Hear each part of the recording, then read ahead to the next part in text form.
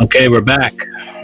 And here to start it off about Ron Desantis and trying to downplay the horrors of Black Americans being enslaved.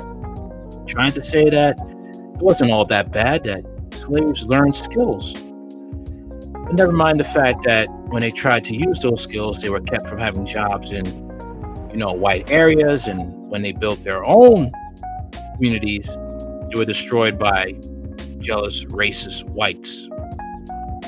Let's get into it on Radio Live in 4K. Florida schools must now teach students about the, quote, benefit of slavery when teaching Black history. The controversial new education standard passed by the State Board of Education earlier this week. Now, this follows Governor DeSantis' so-called Stop Woke Act, which forced the rewriting of education standards there in Florida. A controversial part of these new standards is instruction for middle school students to learn, quote, how slaves develop skills, which in some instances could be applied for their personal benefit. The largest teachers union in the state has spoken out against the new standards, calling them, quote, a step backward, adding that students deserve the full truth of American history. For more on this, we are joined by Andrew Atterbury. He is an education policy reporter for Politico based in Florida. Andrew, implying that enslaved people benefited from their bondage has understandably upset many people. How are folks in Florida responding to this? Sure. Hey, thanks for having me. Glad to be here from Tallahassee.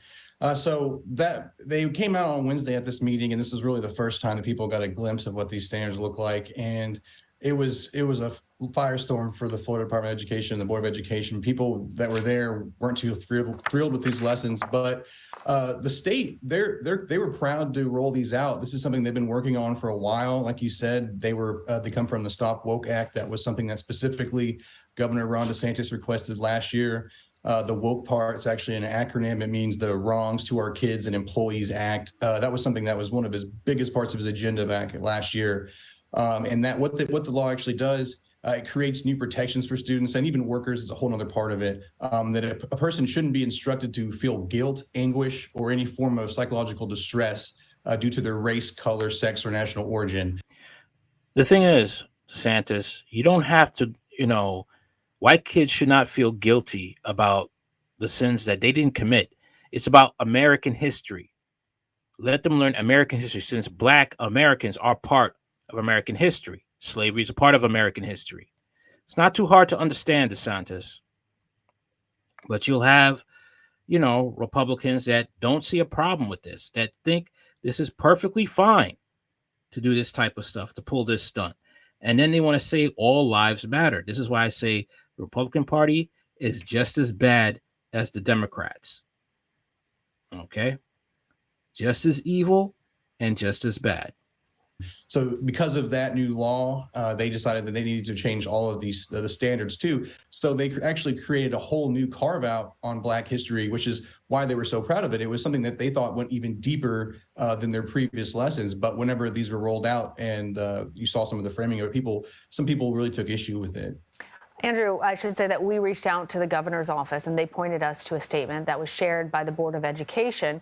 It reads in part, quote, Florida students deserve to learn how slaves took advantage of whatever circumstances they were in to benefit themselves and the community of African descendants.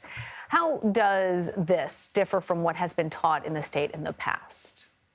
Well, when you look at the lessons, they really didn't have any specific carve-outs for Black history. So this is all, for a lot of this stuff is new things that they're introducing, which is why the state thinks this is good for them. We're actually going deeper into some of this stuff. But when you look at, like you said, the way that some of these were worded, like the benefits of it, people said that was just absolutely not okay. I mean, you saw this getting issue. Like people were raising, like civil rights lawyer Benjamin Crump was talking about this. So this was getting a lot more attention than just Florida, which is probably not something that people expected, just from the way that it was rolled out. And as you and the statement that you mentioned earlier, the state is also taking aim at the teachers union, saying that a lot of this is their fault and that they're blowing up an issue that the state thinks really isn't a big deal. And this is something that you see a lot in Florida. DeSantis administration, the Department of Education, they're constantly at odds with the teachers union. This is things that go back to the COVID pandemic, teacher pay. I mean, that's pretty typical for Florida. But But there were other organizations as well. There were state lawmakers, there were Democratic lawmakers who raised issues with this. The NAACP was there. I mean, so there were several other groups too. So it's not just teachers unions, but that's kind of what the state is doing a little bit, is needling the union, saying y'all kind of sparked a lot of these concerns. Well, I'm sure that there's also parents who are concerned about this, and I'm wondering where we go from here. The Board of Education, made up entirely of DeSantis appointees. So what recourse do parents have if they disagree?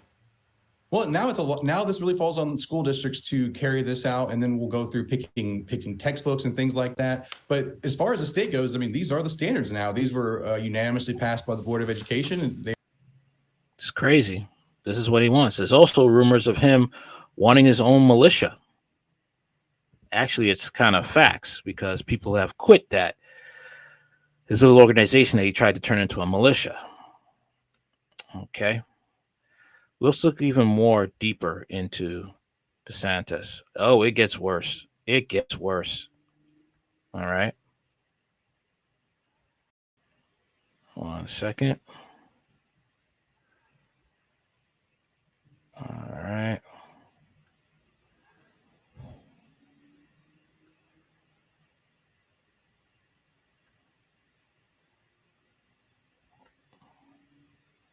All right, here we go.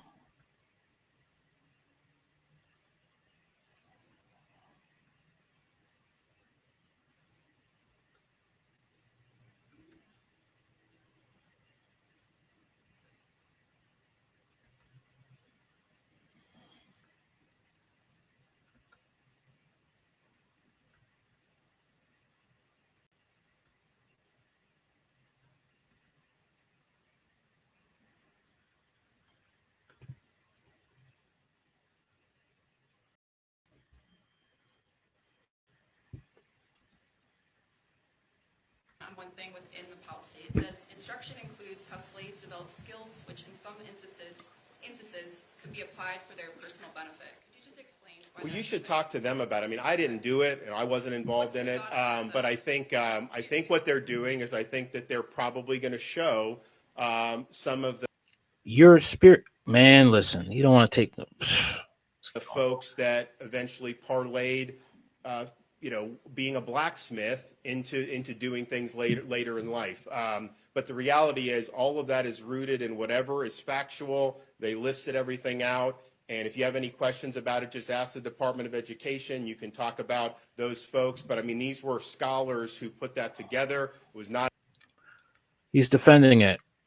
Oh, I didn't put it together, but you sure do know a lot about the detail of it, of trying to rewrite history of slavery. Mm-hmm. Right. Let's check out this one right here on what's DeSantis got to say about this one. All right.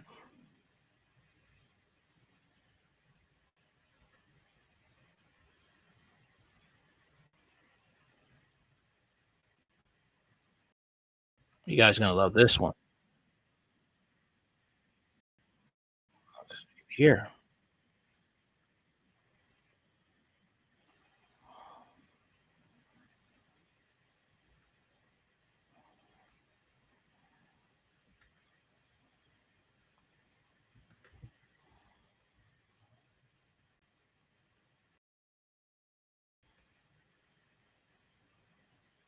Taney at Guantanamo Bay in Cuba, Yeah.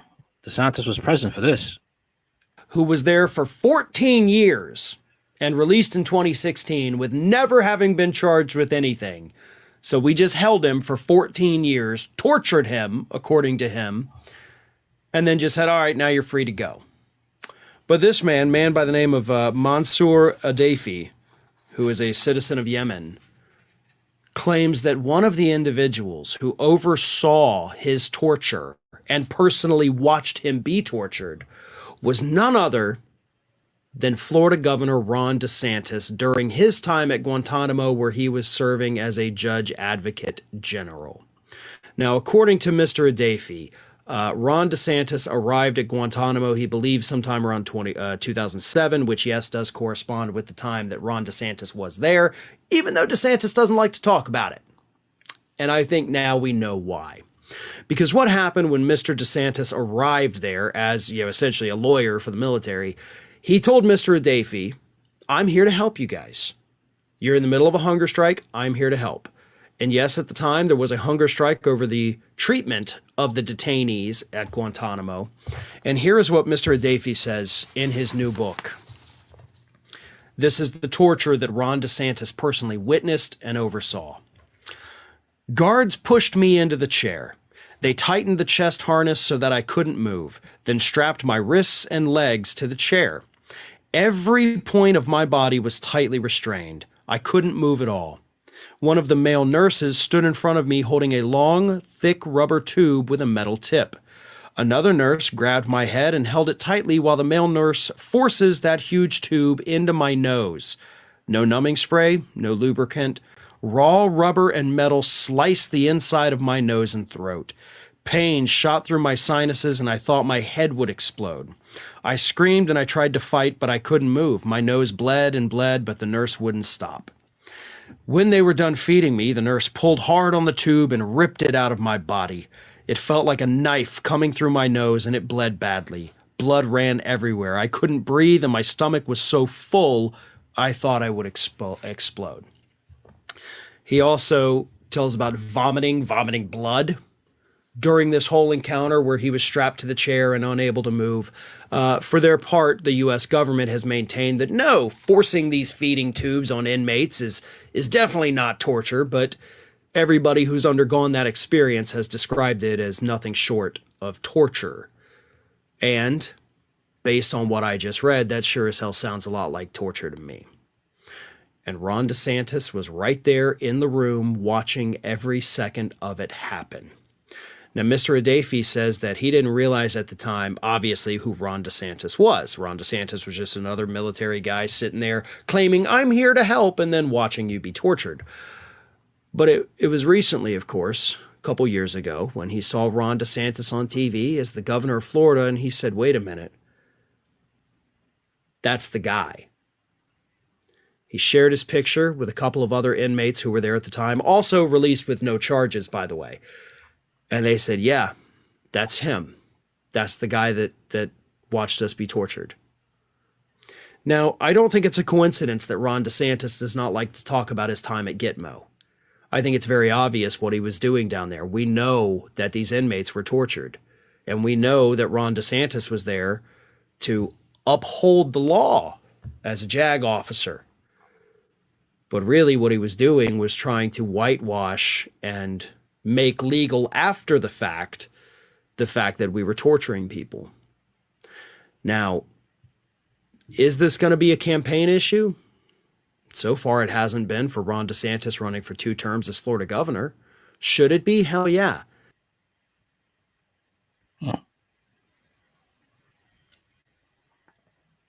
Should be, but, people are going to gloss over it because it's Ron DeSantis. People don't really give a damn, If Trump, does something like that, was to be in that same situation, they'd be like, oh, who cares? So what? That's how people are when it comes to their favorite persons, like a sports team. They don't care. It's their golden calf. They could do whatever they want. Consequences be damned until it becomes too late that, the truth comes out about who they are. All right. Just like with Trump, slowly but surely more is coming out that he is not a good person. He is not someone to be trusted. I mean, we already see with, Warp Speed. He could do no wrong. Central Park 5, not correcting Mary Miller when she says the reversal of Roe v. Wade was a victory for white life and Republicans cheered, and he didn't do anything. He didn't check her. After all, Republicans say all lives matter, right? That's what they say. Like I said, Republicans are about equality in principle, but not in practice. And those blacks that are in the organization are just good puppets to do their bidding. just like with the Democrats. Former Guantanamo Bay prisoner Ron DeSantis watched me be tortured. Mansour Gaddafi says the brutal force-feeding methods employed in Guantanamo prisoners like him amounted to torture. He tells Richard Hall that DeSantis watched it happen. Former detainee from Guantanamo Bay prison camp has claimed that Florida governor and 2024 presidential contender Ron DeSantis witnessed him being tortured during the time he was stationed there. Mansour Gaddafi, a Yemen citizen who was held for 14 years on the U.S. naval base in Cuba, told Independent in an extraordinary interview that he was brutally force-fed by camp staff during a hunger strike in 2006, and that Mr. DeSantis was present for at least one of these sessions. Now, the thing is, like, what if Obama did this? Obama did this, and I'm not an Obama fan. If Obama did this, be all over this story. The United Nations has characterized the force feeding of hunger strikers at Guantanamo Bay as torture. The U.S. government has denied that the practice amounts to torture, and it has been used against prisoners over successive administrations during hunger strikes. Mr. DeSantis was stationed on the base between March 2006 and January 2007, according to his military records. An investigation by The Independent details the following claims. 2 prisoners held at the camp at the time Mr. DeSantis was stationed there claimed he witnessed the force feeding of hunger strike prisoners. Mr. Gaddafi claims that Mr. DeSantis had initially told him he was there for the detainees' welfare. Mr. DeSantis was stationed at Guantanamo Bay during a year marked by riots, hunger strikes, and death. Part of his role was to field concerns and complaints from prisoners. Mr. DeSantis emerged from his time at Guantanamo Bay as an advocate for its continued use against the release of detainees. Mr. DeSantis has not responded to several requests from the Independent for comment on the allegations and for clarity about his role in the notorious prison camp. As an assumed candidate for the 2024 election, Mr. DeSantis is likely to face questions about this time in his career and what impact, if any, witnessing the treatment of Guantanamo detainees had on his politics. Until now, he has not spoken in detail about this part of his career. In public, he advocated for the continued use of Guantanamo Bay, told the detainees suspected of involvement of terrorism, but he has not spoken in detail about his time spent at the camp because he didn't do anything about it. He was supposed to be an advocate for these prisoners, and he did nothing. Okay? And they were terrorists. It does not matter. There are rules and guidelines to follow when you have prisoners of war. This is America. You don't want to follow no damn rules. Mansour Gaddafi describes it as one of the worst stretches of his 14-year imprisonment at Guantanamo Bay. In 2006, he was in the midst of a hunger strike with a number of his fellow detainees in protest over the conditions inside the notorious prison. A new team had been brought to break the strike with a more aggressive form of force feeding. One day, he recounts with emotion in his voice, he was strapped to a chair in the yard by his head, hands, and waist and feet, and a feeding tube was forced into his nose. He was bleeding and vomiting, screaming while an assortment of uniformed military personnel watched from the side. Years later, now released from the camp without charge and trying to rebuild his life in Serbia, Gaddafi came across a photograph online of someone he says he recognized from that day. Until then, he says he knew the man as a young Navy lawyer stationed at the prison, but now he had a name, Ron DeSantis, the governor of Florida. Gaddafi says that the same man had watched the terrible episode unfold from behind a chain-link fence. He was watching, and I was really screaming and crying. Mr. Gaddafi, a Yemeni, told The Independent in a lengthy video interview from his home in Belgrade, I was bleeding and throwing up. We were in the block yard, so they were close to the fence. Yeah, man. Yeah. He better start explaining this because when he wants to run for the 2024 presidential election, this is going to come up. Matter of fact, any of you hearing my program, make sure this is mentioned in his presidential 2024. Whoever you could get in contact who has a mainstream media presence, make sure this is mentioned in one of the questions. Make sure, and that will pressure him to talk. Okay? That will make him respond, and he will have to talk about this episode. What happened in Guantanamo Bay? What is your involvement with this situation? What did you do when you witnessed this occurring? That is what has to happen. Put his feet to the fire. This is what has to happen now. Because this is ridiculous now. This is extremely ridiculous. All right? It really is. All right. Republicans should feel that way too, since they're very much on the moral high ground. And once again, all lives matter, right? Watch them follow what Malcolm X said. Republicans like to practice what they preach in principle, but never in practice. It's not supposed to be something they actually practice. All right, let's get into this story right here. Illegal immigrant kids with tuberculosis infections released into 44 states. Insane. Utterly insane right now. The government is releasing thousands of illegal immigrant children with latent tuberculosis infections into American communities with assurances of treatment. Nearly 2,500 children with latent infections were released into the 44 states over the past year, according to a court-ordered report on how the Health and Human Services Department is treating the children. About 126,000 total were released, indicating an infection rate of 1 in 50 migrant children. The government says it can't treat the children because they are in custody for a short time, and treatment requires 3 to 9 months. HHS releases infected children to sponsors and notifies local health authorities in the hope that they can arrange for treatment before the latent infection becomes active. Those hopes are often dashed. Local health officials say the notifications are infrequent and the child has often already arrived when they are told about a case in their jurisdiction. We do not know how often the sponsors follow through on the treatment. The Virginia Department of Health told the Washington Times in a statement, by the time outreach takes place, the child has sometimes moved to another area or state. The Times reached out to HHS for the report. The children in the department's custody, known in government speak unaccompanied alien children, or UACs, are often particularly tricky population. Under the law, Homeland Security must discharge most children quickly and send them to HHS.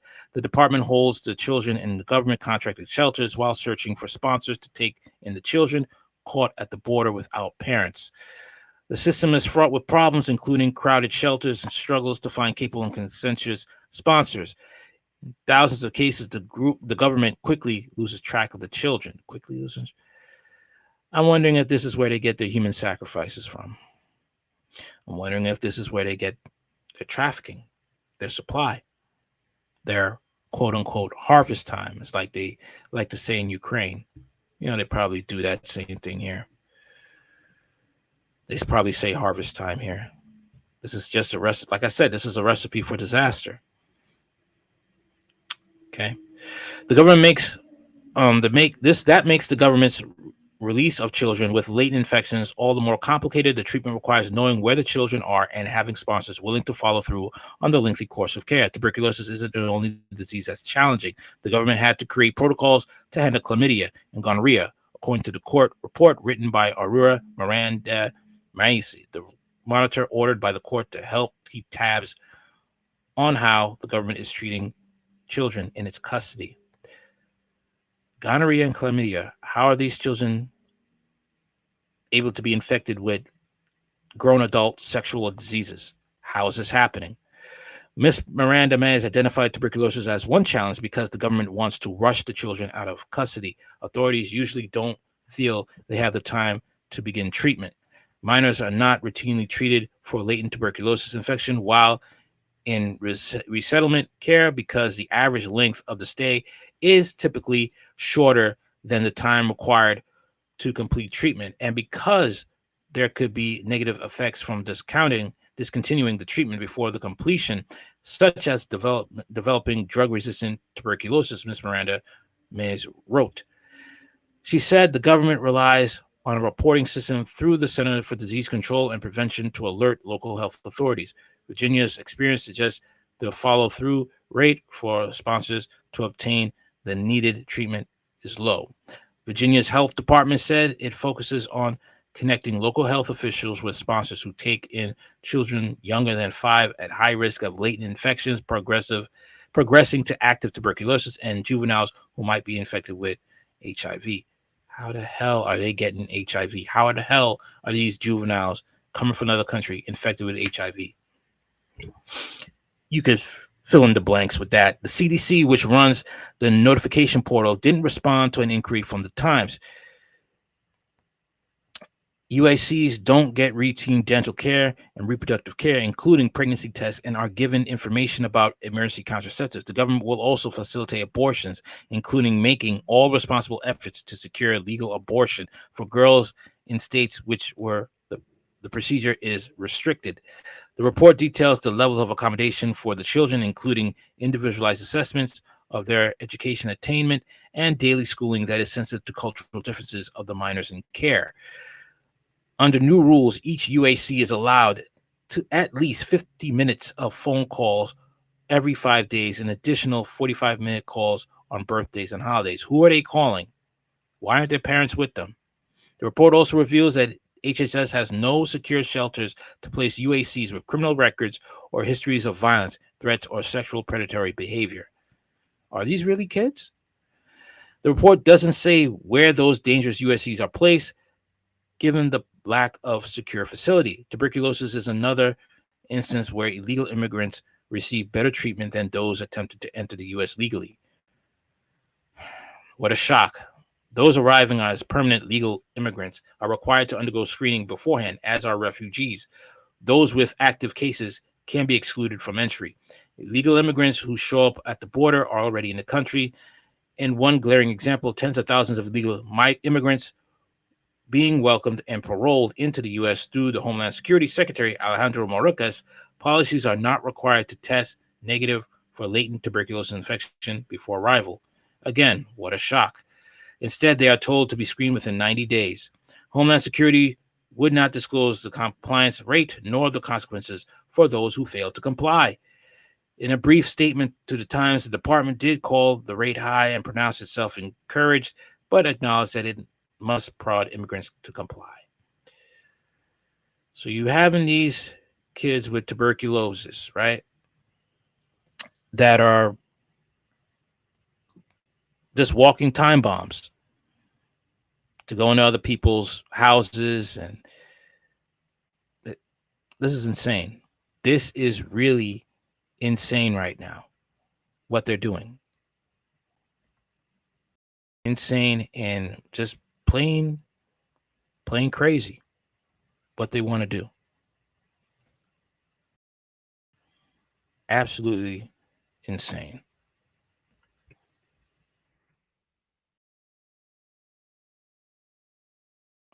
We don't have money to feed the poor, take care of the hungry here, but for some reason we're allowing, strippers to go to Ukraine. U.S. influencer becomes emotional support stripper in Ukraine. Former beauty pageant competitor Fan Pei Kong complains some volunteers resent her exploiting the conflict. Taiwanese American influencer Fan Pei Kong traveled from her native Houston to front lines of the Ukrainian conflict to offer her services as an emotional support stripper. This woman doesn't have a clue what she's putting herself into. She told the Daily Beast on Friday the beauty pageant contestant turned self-described globe-trotting girlfriend offers racy photos of herself in skimpy variations of military gear, posing with armaments on erotic pay-per-view platforms OnlyFans, though she says the content is free to Ukrainian soldiers and volunteers. That's not the only thing that's free. According to her profile on the DIY porn site, which lists free emotional breast feeding to soldiers and volunteers as one of her specialties. Claiming she initially came to Ukraine last year to do ordinary volunteer work, lending a hand at women's shelters and orphanages in Lviv, Kyung told the Beast she soon tried helping those in need because she had done it before back home. It didn't feel like anything unique to what I had back in the States, she complained. I wanted more. I wanted to be with the military. She opted to expand her volunteering horizons as an emotional support person for English-speaking soldiers and was soon romantically involving herself with a slew of Ukrainian men, overcoming the language barrier with the help of the Google Translate. Wow.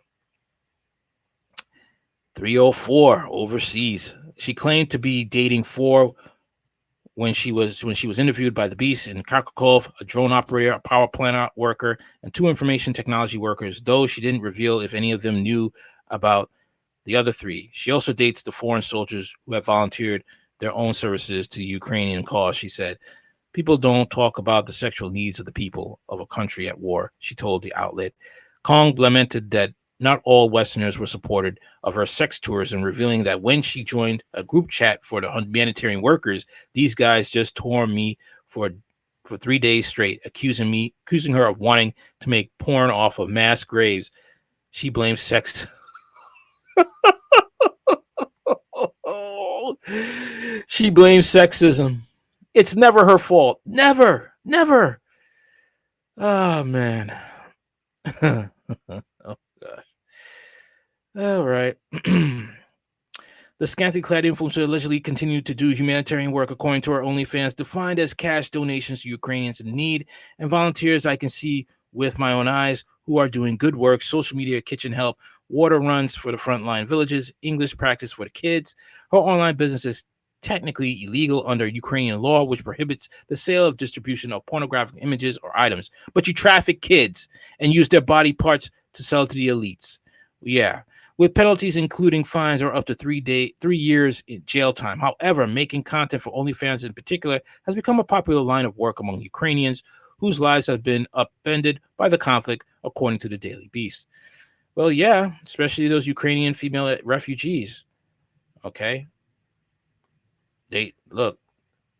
I've heard there's some stories you could look up online about what they're doing. Some stories, man. It's insane. It's literally insane what they're doing. All right.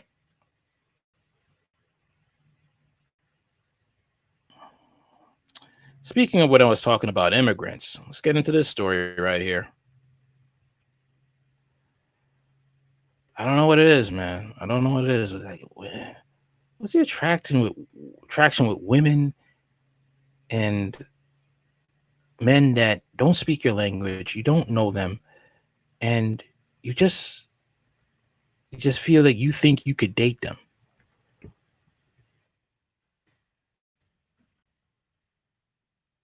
Sad story, man. Sad story. Illegal immigrant convicted of decapitating his girlfriend found not guilty due to mental illness. Here we go. An illegal immigrant from Cuba was convicted of murder earlier this year for decapitating his girlfriend in 2021, has been found not guilty due to mental illness. The reversal for Alexis Sutterbrot, 42, who was found guilty of first-degree premeditated murder in May, came Monday when a judge made the ruling about his mental competency. Judge Caroline Lennon's ruling cited psychologists who determined the immigrant's mental illness prevented him from understanding his actions were morally wrong. Sorbit decapitated his 55-year-old girlfriend, American Malfada Tyler, with a machete in Minneapolis in July of 2021.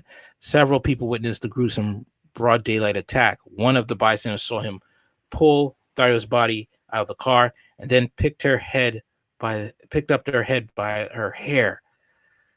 Sorbit reportedly went ballistic after Thayer told him she wanted to end their tumultuous 12-year relationship, and his indictment revealed that he allegedly told a friend, "I'm going to chop her head off," with a laugh days before the slaying. Sorbit waived his right to jury, and his attorney has long claimed he suffered from mental illness throughout the process. However, Lennon determined in May that he had made a deliberate action when he attacked her.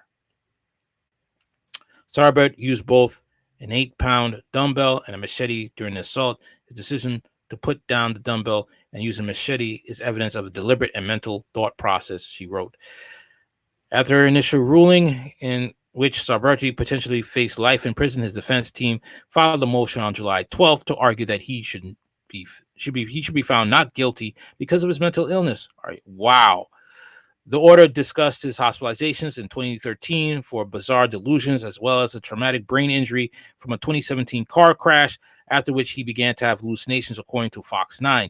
He also was hospitalized in May 2020 because he believed there was a camera in his head following the crash. He also was diagnosed with several mental illnesses, including psychosis and delusions, Fox 9 reported. So Arbrota's team argued since no one disputed the court-ordered psychologist's opinion, his guilty verdict should be revoked. Lennon argued but ordered Sarbert to stay in Scott County Jail until he can be transferred to another facility. The ruling did not sit well with Styler's son, Charles Styler.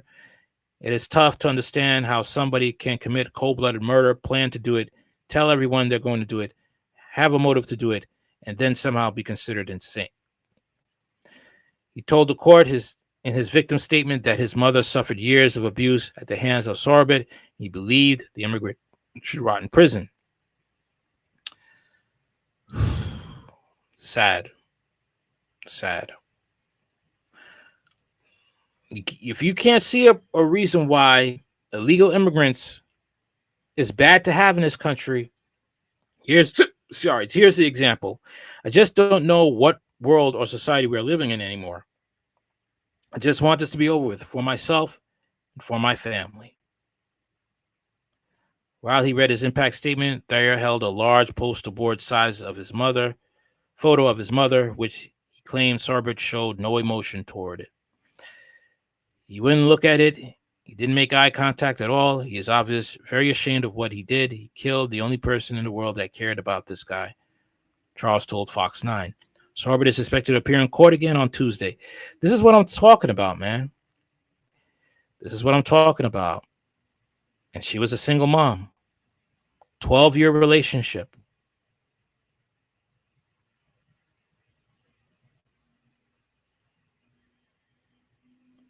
So by choice, some of these women are picking these bad men, these men that don't mean them any good at all. And choosing these men is only going to cause pain, not joy. All right, that's all I got for now. See you guys in the next one. I'm on Spotify. Watch my content there. And you can check me out on Rumble. Anything you want to know about this channels and the information is in the description box. Like, share, comment, and subscribe. Later.